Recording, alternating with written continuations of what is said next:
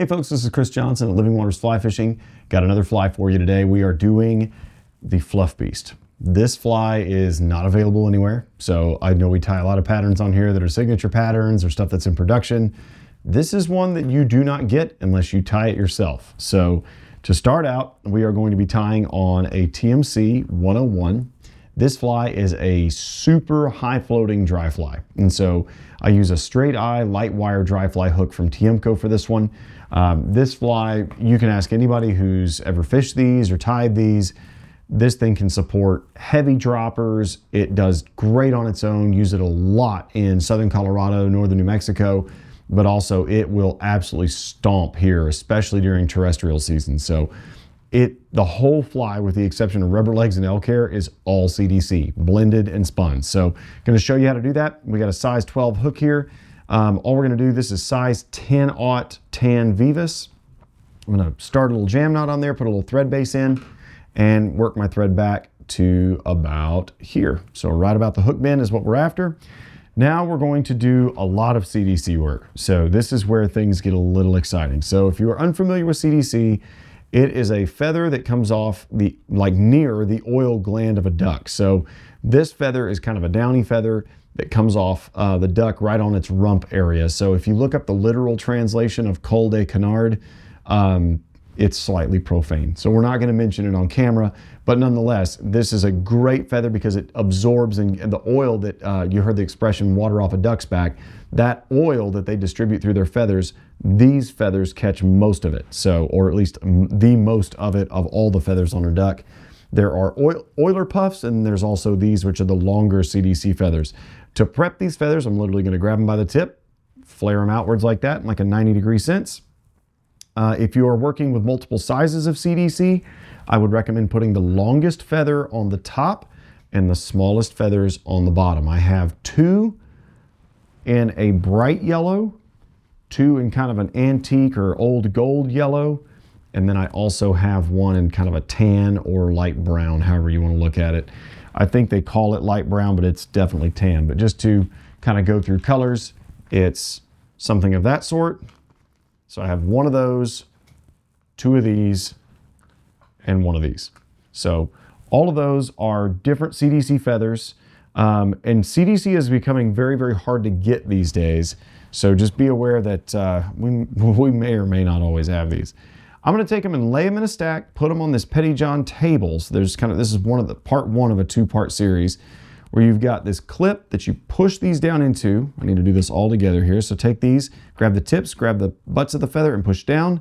It basically takes all the feathers and slaps them together like so. Once you've done so, come in here with the clip, grab it, hold it below the spring towards the table and open this clip, pulling that out. That's exactly what you need right there. So to finish this out and make this fully usable, all we're going to do is come over here, grab a very long pair of scissors, slice that off. The long ones help because you're able to get all that out. I have one little stray quill right there I got to get rid of. That's it. Now I have all this perfectly usable CDC all in a clip, ready to go with no quills on it, ready to be spun in a dubbing loop. In order to do this, the trick of this is you really do have to have a very, very tight dubbing loop to do this. So I split my thread. Little note here, it is easiest to split the thread closest to the hook where the actual thread rounds the hook. It flattens it, so that really, really helps. All we're going to do, you're going to notice there is a thin side and a fluffy side. Thin side first, fluffy side last. Put it in the loop. Give a couple of twists with your fingers on the thread and then spin the bobbin, holding this under tension. Once you've done so, move those twists up into that CDC brush and you'll notice it's going to begin to spin and make this beautiful CDC brush for us to work with right here. That's exactly it right there. That's just awesome. That's what dreams are made of right there. I love that. That right there is exactly what we're looking for. Just that perfectly spun CDC brush. That's perfect. So all we're going to do is wrap this no different than we would wrap a piece of chenille. Every single wrap goes in front of the next. Only difference here is we're going to stroke everything backwards and upwards. So teasing that CDC up whenever possible. I'm gonna get one more there. There we go. Just advancing those wraps forward, that's all we're doing. When we get about to here, this is where I'm gonna pile some on and really make sure that we're nice and firm and pretty stacked right there. That's what we want. And now, once you have that, I would recommend, if you have like a hair comb or something like that, come in here, I run that through there and just kind of tease all the remaining fibers up, just like so. That's all we need. Very next step on this fly is to add some elk hair. So we are going to take select cow elk or just a really good cow elk body hair, clean up a little bit of my messes here. And I'm going to trim a little bit of this off. It doesn't take much. This is just a little, little wing, no different than you would do on like an elk hair caddis. Take that right there. We want all this stuff gone. All the broken tips and all that under fur, that goes in your mess catcher. We don't want any of that. That needs to leave. Pull all those broken tips out. We don't want that. Take those and insert them into a hair stacker. Tips first. That's all we're doing. So we just place it in the hair stacker, kind of get you a clear spot on the bench. All we're going to do is tap these a few times, get all those tips nice and even. Pull this. If you'll notice the tips, you can see a nice black line right there showing us that these tips are all even and ready to tie in. Now the final step here, I'm going to grab, you'll notice we got a couple of broken ones in there. We don't want that. So I actually pull my shorts out one more time and stack again. You don't have to do that if you are production tying these, but we got time. It's a video. We're going to make it look good. Stack it, pull it. Beautiful. That's exactly what we want right there. Taking that wing, we're going to place it right here. I'm going to cord that thread just a little bit by spinning the bobbin, making a wrap over. Again, with this 10-aught Veevus, it's plenty strong to work with this elk hair. We usually don't have to worry about it breaking. Now, famous last words, but still that should be enough. Once you've done so, pinch this and pull it up. That way that wing flares really nicely. Once you've done so, migrate that thread in front of this, and you'll notice you have a very defined wing and you have a lot of these little butts that are hanging out here that we need to trim. So I'm going to come in there with my scissors and trim those as tightly as I can. Inserting my scissors in there, giving a trim. Got a couple that were escaping there. Double check everything, make sure we're good. That looks nice. I'm going to trim this nice and close, just like that. That's enough. Once we've got that, we have this nice wing. I'm going to come in here, slick everything back. This is very important. As soon as you clear the hair tips, trim the CDC to where it's exactly as long as the hair. That's what we want there. There's another step that will come after this, but we'll show it in just a moment. Now, we're going to come back where we tied that little elk hair bunch in, because it kind of makes a little saddle.